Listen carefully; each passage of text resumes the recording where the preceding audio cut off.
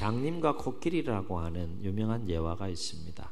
아시는 내용일 것 같은데, 날마다 길가에 있어서 지나가는 사람들에게 구걸하며 사는 6명의 장님이 있었습니다.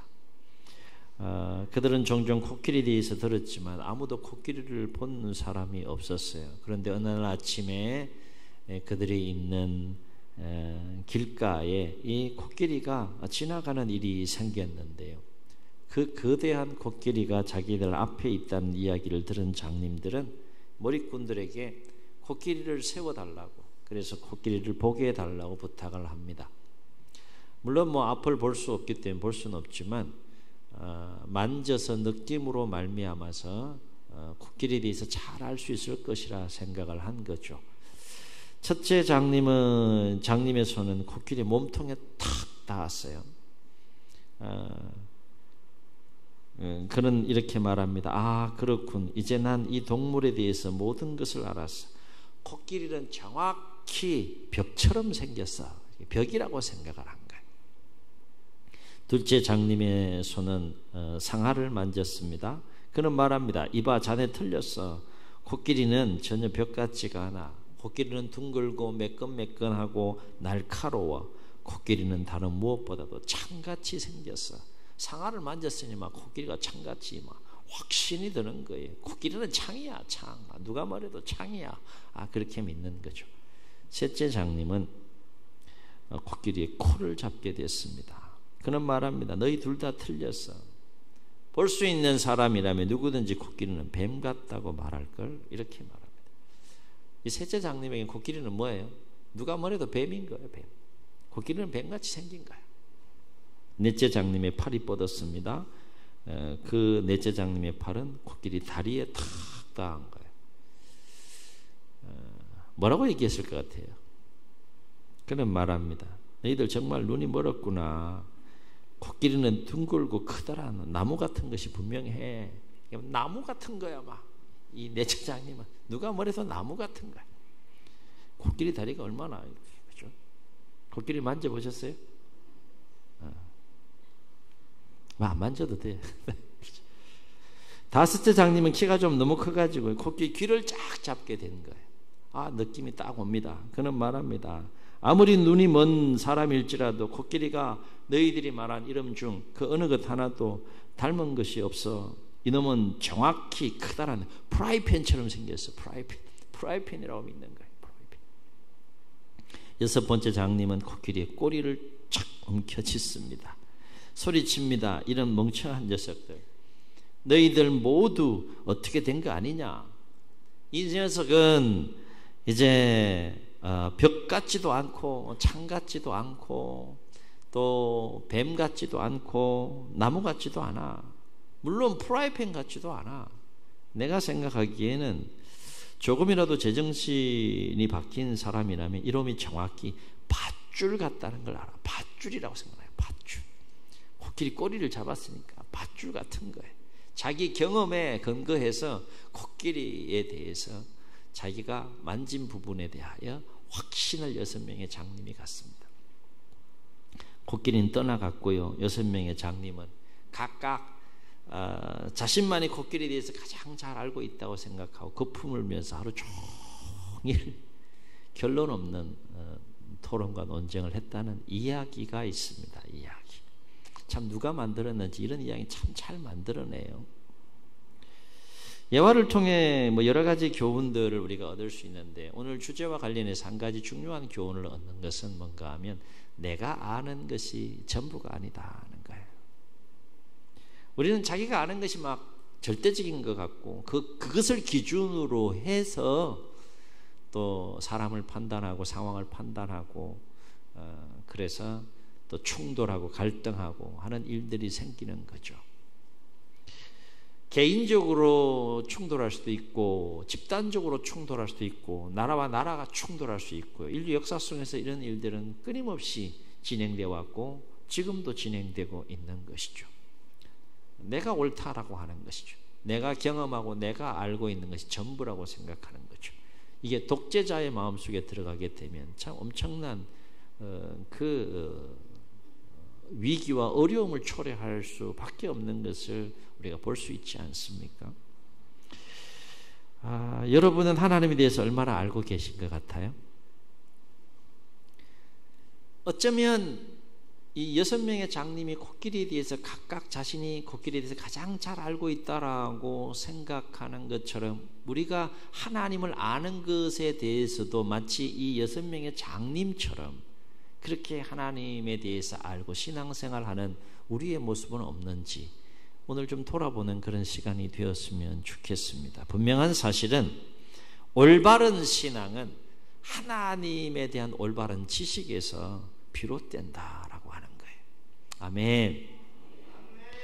호세아 선지자는 북왕국 이스라엘의 출신이고요. BC 8세기에 북왕국의 수도 사마리아를 중심으로 해서 활동한 선지자입니다. 이 호세아는 여로보암 그 2세 말기부터 북왕국의 나머지 6명의 왕이 이르기까지, 그러니까 북왕국이 여로보암 2세부터 해서 국군이 계속 기울어져 가는데요. 쇠퇴와 멸망에 이르기까지 약 41년 동안 북왕국의 출신으로서 사마리아를 중심으로 예언 활동을 했던 인물이 호세아 선지자입니다. 이 호세아 선지자와 동시대의 북왕국에서 먼저 예언 활동을 한 사람이 바로 아모스 선지자가 되겠고, 남왕국 당시에 동시대에 예언 활동을 했던 선지자가 유명한 그 이사야와 미가 선지자가 되겠습니다. 그러니까 아모스와 호세아와 이사야와 미가 선지자를 읽을 때는 동시대적인 그 배경 하에서 그 예언서를 우리가 읽을 필요가 있다라고 하는 것이죠. 호세아가 활동할 당시는 여로보암 2세 통치 말기였는데, 이 여로보암 2세는 북왕국의 바알 숭배로 악명 높은 왕 하면 아합 왕이 되겠죠. 그 아합 왕가를 멸망시킨 왕조가 예후 왕조가 되는데, 이 예후 왕조의 네 번째에 해당되는 왕이 4대 왕이 바로 여로보암 2세가 되겠고, 총 210년이라고 하는 북왕국 이스라엘 왕정사의 역사 가운데 19명의 왕 중에는 13번째 왕이 바로 여로보암 2세 왕이 되겠습니다. 이 호세아가 활동하던 여로보암 2세 때의 그 국제 정세는 어떤 상황이었는가 하면, 남쪽으로는 애굽, 그리고 북쪽으로는 수리아라고도 하는 아람, 더 위쪽으로는 아수르, 이 강대국들이 주변을 싸고 있었는데, 이 애굽과 아람과 아수르가 자국 내의 문제들을 해결하는 일로 인하여서 그 세력을 뻗치지 못하고 있는 상황이었다라고 하는 거예요. 이 상황을 이용해서 여로보암 2세는 강력한 통치력을 발휘해서 이스라엘을 부국 강병의 나라로 만들게 됩니다. 그래서 당시 이스라엘은 솔로몬 시대 이후에는 최고의 황금기를 누리게 되는데, 정치적으로 안정될 뿐만 아니라 물질적으로도 아주 풍요로운 그런 시대를 누렸던 때가 여로보암 2세 때의 일이고, 바로 그러한 상황 속에서 아모스 호세아가 북왕국 이스라엘에서 예언 활동을 했다라고 하는 것이죠. 그러나 북왕국 이스라엘은 여로보암 2세 때 이런 강력한 통치력을 통하여서 부국 강병 가운데에 황금기와 물질적인 풍요를 막 누리는 상황이긴 했지만, 내부적으로는 사회적인 부정부패가 굉장히 심각했고 종교적으로도 굉장히 심각하게 타락한 시대가 또한 여로보암 2세가 통치하던 때였다. 특히 그 말기 때의 모습이라고 하는 것입니다. 이를테면 권세자들과 부자들은 가난하고 소외된 자들을 억압하고 착취하는 일을 일삼고요. 그리고 또 어떤 일을 일삼았는가 하면, 자기들의 그 배만 채운 일에 급급을 했고 뇌물을 줘서 판결을 굽게 함으로 법을 악용하거나 남용하는 일을 일삼는 일을 했다라고 하는 거예요. 아울러 시대의 양심이 되어야 할 종교적인 지도자 제사장들이 오히려 앞장서서 부정부패를 일삼는 일을 했고, 또 지도자들의 모습이 이러니까 백성들의 삶이 어떻겠어요? 뭐 따라할 수밖에 없는 거 아니겠습니까? 그러니까 부패하고 타락의 늪에 백성들도 함께 빠질 수밖에 없었던 시대, 그것이 여로보암 2세의 시대였다라고 하는 겁니다. 사회적인 부패도 부패지만 종교적인 타락은 더 심각한 상황에 이르렀었는데, 이방의 하나님이 가장 싫어하는 가증스러운 우상들이 그 북왕국 이스라엘 도처에 세워지는 일들이 생기게 됩니다. 금송아지 우상들이 세워지고요. 그 다음에 바알 우상이 세워지고 아세라 우상이 세워지고, 또 사람을 제물로 바치는 그 밀곰이라고 하는 또 우상들이 또 곧 이스라엘 도처에 세워지는 일들이 생기게 됩니다. 이 우상들은 어떤 특징들이 있는가 하면 풍요와 다산과 그리고 이 성과 관련된 우상들이에요. 그러니까 인간의 욕망을 담아서 그 욕망을 이루어질 수 있는 신들을 만드는 것인데, 그것이 바알, 아세라, 몰록, 금송아지 이런 것들이 되는 것이죠. 사람이 손으로 만든 그 우상들을 신이라고 섬기는 어리석은 모습들을 자행하게 되는데, 풍요와 다산과 성과 관련된 우상들이기 때문에 그 제사의식 자체도 아주 가증스럽고 문란한 일들이 발생할 수밖에 없었던 것이죠. 그래서 신전에서는 공식적인 그 신전의 창기들이 있었고, 제사의식이라는 미명하에서 이제 매우 신전에서 매음 행위가 자행되는 일들이 막 충만하게 역사했던 시대, 그것이 여로보암 2세 때의 일이었다는 겁니다. 그 결과 이스라엘 땅은 영적인 음행인 우상 숭배가 충만했고, 육체적인 음행도 또한 충만하게 역사해서 온 땅이 엄란한 땅으로 그렇게 역사해 가는 또 썩고 부패한 그 타락의 늪에 빠져 있는 시대, 겉으로 보기에는 안정적이고 부강하고 평화로운 시대였지만 속으로는 사회적으로 종교적으로 썩어서 쇠퇴해가는 시대, 그것이 바로 여로보암 2세의 시대였다 하는 겁니다.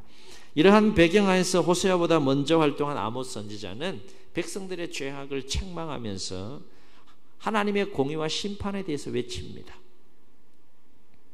여러분, 이런 죄를 짓고 있어요. 하나님이 이 죄를 좌시하지 않을 겁니다. 공의로운 하나님께 심판하실 겁니다. 이 메시지를 아모스 선지자가 먼저 선포하고요. 이어서 이제 호세아 선지자가 계속해서 회개를 촉구하면서 하나님의 사랑과 또 심판에 대해서 외치는 것을 호세아서를 통해서 우리가 보게 됩니다. 아모스 선지자가 하나님의 공의에 집중해서 하나님의 심판과 관련된 메시지를 선포했다면, 이 호세아 선지자는 보다 회개를 촉구하면서 하나님의 사랑의 하나님에 대해서 더 강력하게 또 외쳤던 선지자가 호세아 선지자라고 할 수 있겠습니다. 총 14장으로 이 호세아 선지자가 되어져 있는데, 이번 한 주간 말씀을 기억하시면서 꼭 한번 읽어보시기 바랍니다. 1장부터 3장까지의 내용은 여러분 잘 아시는 바와 같이 음란한 여인 고멜과 하나님이 이 호세아 선지자로 하여금 결혼하게 합니다. 그리고 세 자녀를 낳아요. 가정을 그러면 이루었으면 가정에 충실했는데 이 고멜이 계속 외도를 합니다. 그래도 남편인 호세아가 포기하지 않고 계속해서 변함없는 사랑을 보이는 것을 통하여서 죄악 가운데 있는 하나님의 백성들을 하나님이 어떻게 변함없이 사랑하시는지에 대해서 일깨워주는 이야기가 1장부터 3장까지 쫙 이어집니다. 그리고 4장부터 마지막 14장까지의 내용은 뭔가 하면 죄악에 대한 하나님의 필연적인 심판을 선포하면서 강력하게 회개를 촉구하는 메시지가 또 이어지는 것을 보게 됩니다.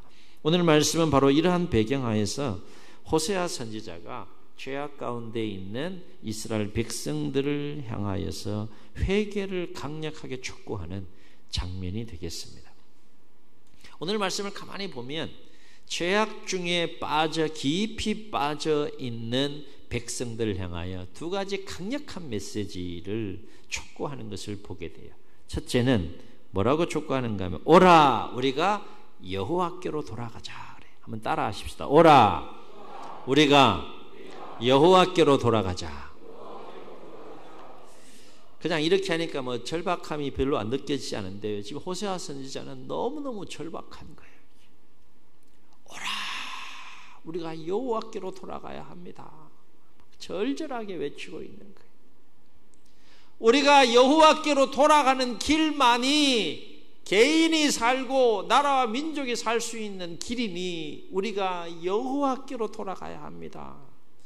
죄악 가운데 깊이 빠져 있는 정치적인 안정과 물질적인 풍요 속에서 사회적인 부패와 종교적인 그 타락 가운데 깊이 빠져 있는 백성 여러분, 이것이 여러분을 향한 하나님의 메시지예요. 우리가 여호와께로 돌아가야 합니다. 막 외치는 거예요. 왜 호세아는 백성들을 향하여, 죄악 중에 깊이 빠져 있는 백성들을 향하여 여호와께로 돌아가자라고 그렇게 호소하고 있느냐? 가장 중요한 이유 중에 하나는 개인과 나라와 민족의 운명이 하나님의 손에 달려 있다는 거예요. 지금은 정치적으로 안정되고 부국 강병의 나라를 이루고 물질적으로 풍요로운 그런 시대를 보내고 있지만 죄악 중에 빠져있는 백성들을 향하여 공의로운 하나님이 심판을 하면 개인은 물론이와 나라와 민족 멸망할 수밖에 없다. 이 긴장감이 있는 겁니다. 실제로 여로보암 2세를 기점으로 해서 나머지 이제 210년 BC 722년 아수르 제국에 의해서 이스라엘 백성들이 멸망하기까지 하나님께서 선지자를 보내서 계속 하나님의 메시지를 전하고 회개를 촉구함에도 불구하고 듣지 않아요. 그래서 결국 멸망합니다. 여로보암 2세 말기 때에는 나라가 멸망하리라고는 생각도 못했을 거예요. 왜? 그런 걸 생각할 시대가 아니었으니까. 국방이 튼튼합니다. 평화롭습니다. 물질적으로 풍요를 누립니다. 뭐 이런 상황 속에서 망하리라고 생각할 수는 없는 거죠. 그때 하나님 선지자를 보내서 죄악을 지적하면서 아모스를 통해 하나님의 공의와 심판에 대하여, 호세아를 통하여 하나님의 은혜와 사랑에 대하여 회개를 촉구하며 선포하는 모습을 연설을 통해서 우리가 만날 수 있다는 거예요. 왜 호세아는 택한 백성들로 하여금 여호와께로 돌아가자라고 이토록 강력하게 촉구하는 것일까? 두 번째 중요한 이유가 있어요. 하나님은 공의보다 은혜와 사랑에 더 크신 분이시기 때문이다 하는 거예요. 다시 말해서 비록 지금은 현재 죄악 가운데에 깊이 빠져서 하나님의 심판 아래 그리고 멸망의 길을 향해서 지금 쇠퇴의 길을 걸어가고 있는 나라와 이 민족의 그 상황 속에 놓여 있지만 이 백성이 자신의 죄악된 모습을 보고 마음을 찢고 회개함으로 하나님께 돌아와서 하나님의 은혜와 긍휼을 구하면 죄에 대해서는 철저하게 심판하시는 공의의 하나님이시지만 그 공의보다는 은혜와 사랑이 더 무궁하고 크신 분이기 때문에 용서해 주시고 다시 새로운 하나님의 은혜와 그 긍휼과 사랑과 복이 임할 것이기 때문에 우리가 여호와께로 돌아가야 된다. 이 죄악된 길에서 마음을 돌이켜 여호와께로 돌아가야 된다. 오라 우리가 여호와께로 돌아가자 라고 지금 외치고 있는 거예요. 외치고. 그래서 호세아서 오늘 6장 1절로 2절에 보면 이러한 공의의 하나님과 사랑의 하나님에 대해서 뭐라고 호세아가 증언을 하는가 하면 이렇게 증언하죠. 오라 우리가 여호와께로 돌아가자. 그 다음 잘 보세요. 여호와께서 우리를 찢으셨으나, 이건 공의의 하나님이죠. 도리어 낫게 하실 것이며, 이거는 은혜와 사랑의 하나님. 찢는 분도 하나님이시요 다시 낫게 하시는 분도 하나님이신데, 하나님의 백성들을 향하여 어느 마음이 더 큰 마음이냐? 찢는 마음보다도 낫게 하시는 것이 더 큰 하나님의 마음이다. 아멘. 그 은혜가 있기 때문에 우리가 여기에 있는 거 아니겠어요? 그렇죠? 공의만 있다 그러면 살아남을 자가 아무도 없는 거예요. 공의는 무조건 심판해야 되는 거예요. 하나님의 하나님됨과 하나님의 의로움을 위해서도, 하나님의 이름을 위해서도 죄에 관한 부분은 심판해야지 하나님이 되는 거거든. 분명히 그 하나님을 성경에서 만날 수 있어요. 그러나 하나님은 그 공의보다도 은혜와 사랑이 더 크고 자비가 무궁하신 분이기 때문에 그러니까 여호와께로 돌아가자라고 얘기를 하는 거예요. 찢으셨으나 도리어 낫게 하실 것이요 그리고 어떻게 계속해서 말씀하고 계십니까? 우리를 치셨으나 싸매어 주실 것임이라. 아멘. 치시는 분도 하나님이시지만 싸매어 주시는 분도 하나님이시다. 그러면서 계속해서 이렇게 말합니다. 여호와께서 이틀 후에 우리를 살리시고 3일째 날에 우리를 일으키시리니 우리가 그의 앞에 서리라. 아멘. 여기에 이틀 후에 우리를 살리시며 셋째 날에 우리를 일으키신다는 표현은 어떤 표현인가 하면 관용적인 표현인데요. 매우 짧은 시간이 지난 후에라는 이 말의 관용적인 표현이에요. 그러니까 죄악으로 인한 공의로운 하나님의 심판 아래 이방 땅에서 포로 생활을 하고 있는 택한 백성들에게 하나님의 구원과 하나님의 은혜의 때가 결코 멀지 않았음을 지금 관용적으로 이렇게 표현하고 있다는 겁니다. 그리고 3절 하반절에 보면 호세아는 은혜와 사랑이 무궁하신 하나님에 대해서 또 뭐라고 증언하는가 하면 이렇게 증언하죠. 그의 나타나시면 새벽빛같이 어김이 없나니 비와 같이 땅을 적시는 늦은 비와 같이 우리에게 임하시리로다 그랬어요. 하나님의 나타나심은 새벽빛같이 어김이 없다라는 표현은 뭔가 하면 여러분 새벽이 와요 안 와요? 새벽은 반드시 오죠. 아무리 어둠이 지쳐도 새벽은 오는 겁니다. 근데 그 하나님을 새벽빛에 비유하고 있는 거죠. 아무리 짙은 어둠이 있다 할지라도 찬란한 새벽빛이 어김없이 오는 것처럼 아무리 절망과 아무리 곤고와 아무리 힘들고 어려운 상황 속에 놓여 있다 할지라도 어둠을 몰아내고 반드시 어김없이 오는 새벽빛처럼 하나님의 백성들 향한 하나님의 은혜와 구원과 사랑의 그 역사는 반드시 온다. 지금 그 얘기를 지금 하고 있는 겁니다. 아울러 땅을 적시는 늦은 비와 같이 우리에게 임하리라라고 했는데 비는 고통과 절망 가운데 있는 하나님의 백성들에게 임하는 충만하고 풍성한 하나님의 은혜와 사랑을 상징하는 겁니다. 참고로 팔레스틴 땅에는 이른 비와 늦은 비가 있고 성경에 보면 하나님의 은혜와 사랑을 표현할 때 이른 비와 늦은 비에 비유해서 표현한 것을 보게 되는데 상황은 이런 겁니다. 10월부터 11월 달 겨울 우기에 비가 오는 것을 이른 비라고 하고요. 2월부터 3월에 이제 곡식의 열매를 익게 하는데 꼭 필요한 그 비가 이제 늦은 비가 되겠는데 이 이른 비와 늦은 비는 반드시 팔레스틴 땅에 와야지 땅이 물을 머금고 영양을 공분해서 그 열매들을 낼 수가 있는 거거든요. 애굽 땅은 물을 흡수하는 땅이 아니고 저장할 수 있는 땅이기 때문에 저장해서 얼마든지 쓸 수 있는 것이지만 팔레스틴 땅은 물을 흡수해버리기 때문에 하늘에서 이른 비와 늦은 비가 반드시 와야 된다는 거예요. 얘기는 뭔가 하면 하나님의 백성들에게 절대적인 하나님의 은혜와 사랑과 축복이 임하지 않으면 결코 살 수 없는 것을 이 비에 비유하고 있는데 비와 같이 땅을 적시는 늦은 비와 같이 하나님의 은혜와 하나님의 사랑과 하나님의 구원이 하나님의 은총이 우리에게 임한다는 것을 지금 비유적으로 표현하고 있다는 겁니다. 또 한 가지 오늘 말씀에서 호세아가 죄악 가운데 있는 백성들에게 강력하게 호소하는 게 뭡니까? 이거 호소예요. 우리가 힘써 여호와를 알자. 한번 따라 하시겠습니다. 우리가 힘써 여호와를 알자. 이 또한 간절한 절박한 마음으로 백성 여러분 우리가 힘써 여호와를 알아야 합니다. 지금은 힘써 여호와를 알아야 될 때입니다. 라고 힘주어 지금 호소하고 있는 거예요. 왜 호세아는 이토록 강력하게 우리가 힘써 여호와를 알자라고 촉구하는 것일까? 두 가지 중요한 이유를 생각해 볼 수 있는데 하나는 택한 백성들이 지금 깊은 죄악 가운데 빠져서 하나님의 심판 아래 놓일 수밖에 없는 가장 결정적이고 중요한 이유는 뭔가 하면 하나님이 어떤 분인지 알지 못하기 때문에 이와 같은 죄악 가운데 빠졌다라고 하는 거예요. 여러분, 하나님이 어떤 분인지 깊이 알게 되면 죄를 지을 수 있어요? 있어요? 네? 성경 66권을 하나님께 주신 이유는 뭐예요? 66권을 통해서 하나님이 어떤 분인지, 하나님이 누구이고 어떤 분인지 가르쳐 주시는 거 아니겠어요? 말씀하시는 거 아니겠어요? 왜 말씀하시고 가르치라는 거예요? 잘 알고 깨닫고 그 하나님과 하나님 말씀 안에서 넘어지지 않고 죄짓지 않고 하나님의 자녀와 백성답게 살라고 66권 주신 거 아니겠어요? 그죠? 그런데 지금 여로보암 2세 때의 북이스라엘 백성들의 모습은 하나님이 어떤 분인지 모르기 때문에 지금 깊은 죄악 가운데 빠져 있다, 그 얘기입니다.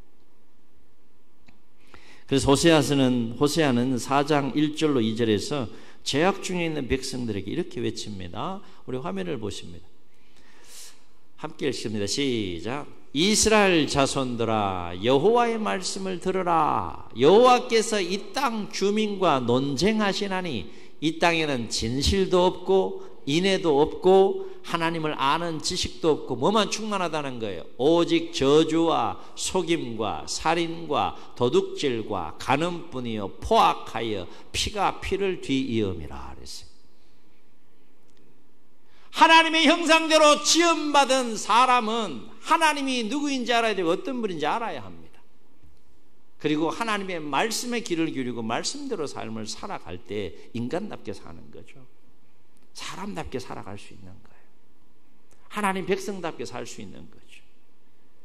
하나님을 아는 지식이 없으니까 무엇으로 충만하다 그랬어요? 저주와 속임과 살인과 도둑질과 간음과 포악이 충만하다 그랬어요. 하나님이 역사하느냐 역사하지 않느냐, 우리의 심령과 삶의 상태가 어떻게 달라지는지 분명하게 성경은 우리에게 말씀해 주고 있는 거죠. 그리고 4장 6절에서 하나님은 이렇게 말씀하시죠. 뭐라고 말씀하세요? 내 백성이 무엇이 없으므로? 지식이 없으므로 망하다. 여기서 지식은 뭘 말합니까? 하나님에 대한 지식인 거예요. 그래서 4장 14절을 보면 하반절에 이렇게 얘기합니다. 깨닫지 못하는 백성은 망하리라 그랬어요. 이 시대를 향하여 하나님께서 호세아 선지자를 통해 주시는 메시지라 여겨집니다. 오라, 우리가 여호와께로 돌아가자. 백성 여러분, 우리가 힘써 여호와를 알아야 합니다. 오늘 예배에 참여한 우리를 향한 메시지이기도 하지만 이 시대를 향한 메시지이기도 합니다. 이 예언자의, 하나님을 통한 예언자의 음성에 더욱더 귀를 기울이고 마음에 새기며 우리의 심령을 돌아보고 우리의 삶을 돌아보고 이 시대를 돌아보면서 하나님의 자녀와 백성으로서 크리스찬으로서 우리가 어떤 삶을 살아내야 하는지를 우리가 깊이 생각해야 될 또 상황이라 여겨집니다. 여러분, 깨달음 속에서 여기 앉아있는 것이 은혜인 줄로 믿습니다. 얼마나 큰 축복이에요, 축복. 왜 호세아는 그토록 거듭 강조하면서 우리가 힘써 여호와를 알자라고 그렇게 호소하고 있는가? 또 한 가지 중요한 이유가 있어요. 하나님을 알지 못하면 죄악에서 돌이킬 수 없고 하나님께 돌아올 수가 없는 거예요. 운전하다 보면 많은 신호들이 길 방향 표시하는 것들이 있죠. 그중에 유턴이라는 표시가 있어요. 유턴은 뭐라는 거예요? 가던 방향을 어떻게 하라고? 요렇게 돌아야 되죠. 돌이키라는 거죠. 돌이키려면 반드시 갖춰야 될 중요한 것이 있어요. 유턴 표시를 보고 돌이키려면 반드시 갖춰야 될 중요한 것이 있는데 그게 뭡니까? 아, 내가 지금 길을 잘못 가고 있는가를 알아야 되는 거 알아야지. 모르면 유턴 표시가 아무리 많아도 돌이킬 수가 없는 거예요. 잘 가고 있는데 그냥 막 유턴하지 마시고, 분명히 잘못 가고 있다는 것을 내가 알 때 유턴 표시를 찾게 되는 것이고, 뭐죠? 돌이키는 것과 마찬가지로 하나님이 누구이고 어떤 분인지 알 때 죄악의 길에서 돌이킬 수 있기 때문에 힘써 여호와를 알자. 그게 지금 호소하고 있는 거예요. 진리를 알지 못하면 진리 안에 거할 수 없는 것과 똑같은 이치인 거죠. 여기 안에 사람이 더 많아요? 여기 밖에 사람이 더 많아요? 예? 여기 안이 좋아요? 저 밖이 좋아요? 뭐 밖이 더 좋잖아, 솔직히. 그렇죠? 1시간 꼼짝 12시 지금 넘었는데 앉아가지고 막 움직이지도 못하고 막 그냥 꽉 잡힌 듯이 그냥 막 밖이 얼마나 자유로워요. 그렇죠? 놀라운 사실은 하나님을 예배하는 이곳에 있는 사람보다 교회 밖에 사람이 지금 더 많다는 거예요.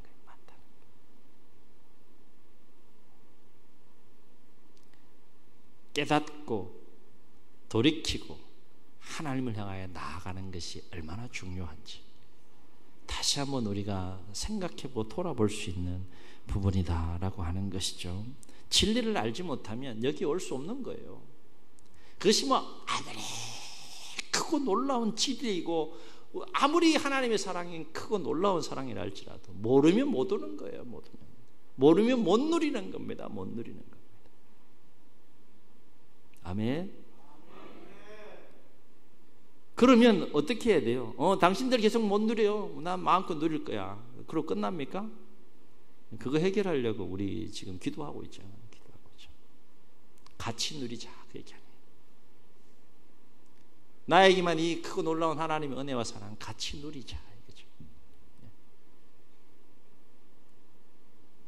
하나님께로 돌아와야 합니다.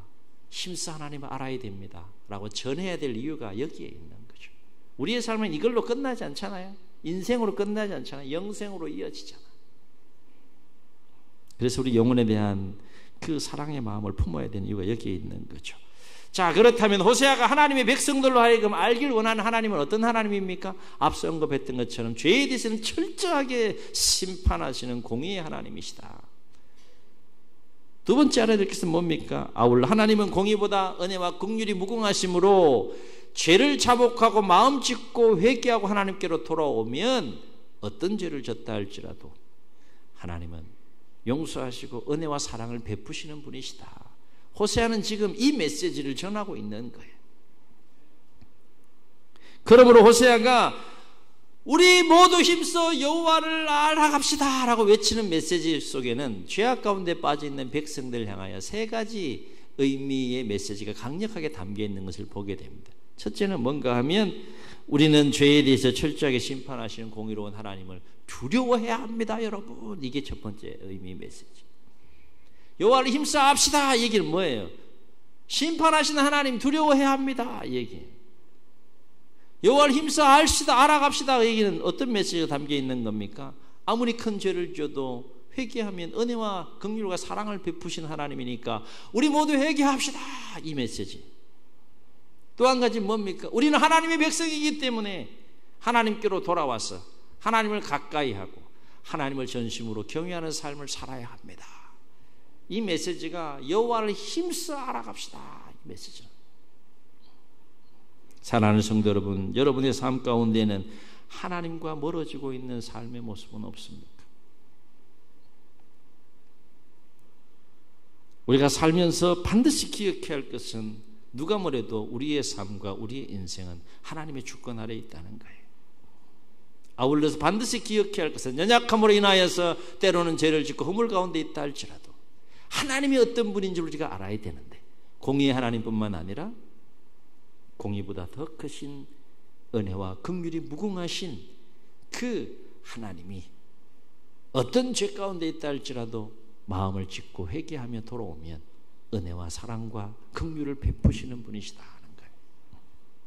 그래서 시편 73편의 시인은요 73편 27절로 28절에서 뭐라고 고백하면 이렇게 고백하며 노래합니다. 함께 읽습니다. 시작. 무릇 주를 멀리하는 자는 망하리니 음녀같이 주를 떠난 자를 주께서 다 멸하셨나이다. 하나님께 가까이 함이 내게 복이라. 내가 주 여호와를 나의 피난처로 삼아 주의 모든 행적을 전파하리다 라고 했어요.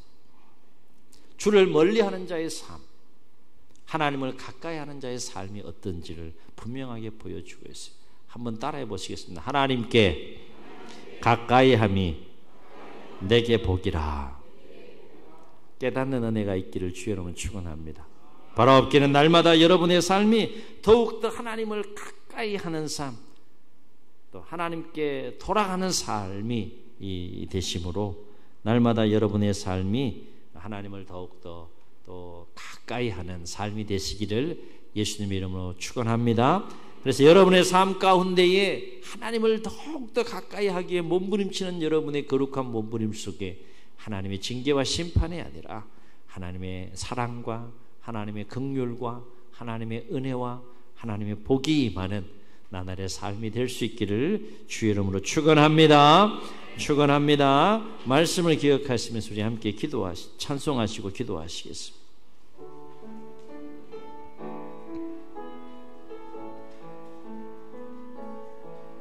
주께 가까이 날 이끄소서.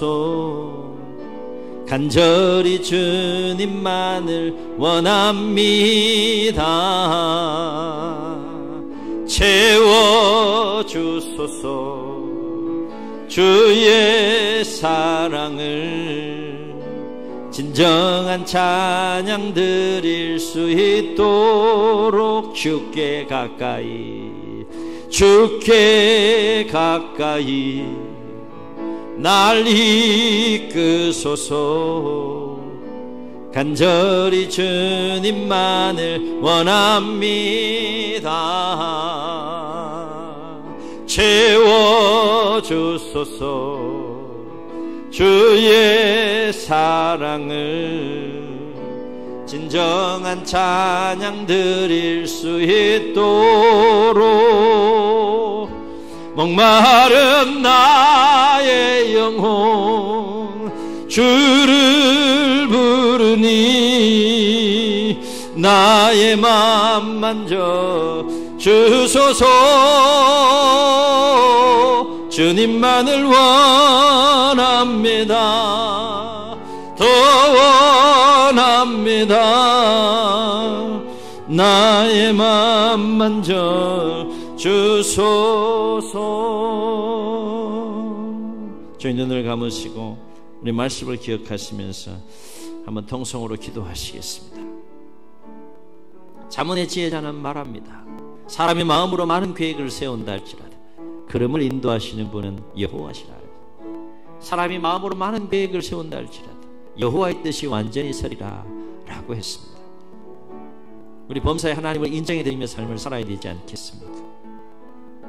죄악 가운데 깊이 빠져 하나님의 심판과 멸망의 길을 걸어가고 있는 백성들에게 호세아 선지자는 하나님의 마음을 전합니다. 오라, 우리가 여호와께로 돌아가자. 오라, 우리가 여호와께로 돌아가자. 우리가 여호와를 알자. 힘써 여호와를 알자. 선지자는 외칩니다. 오늘 우리를 향해서도 외칩니다. 이 시대를 향해서도 외칩니다. 음성을 듣고, 이 선지자의 음성을 듣고 죄악된 길에서 하나님을 멀리한 삶에서 우리의 마음을 돌이키고 하나님께로 돌아가야 되지 않겠습니까? 힘써 하나님을 알아가는 삶에 몸부림쳐야 되지 않겠습니까?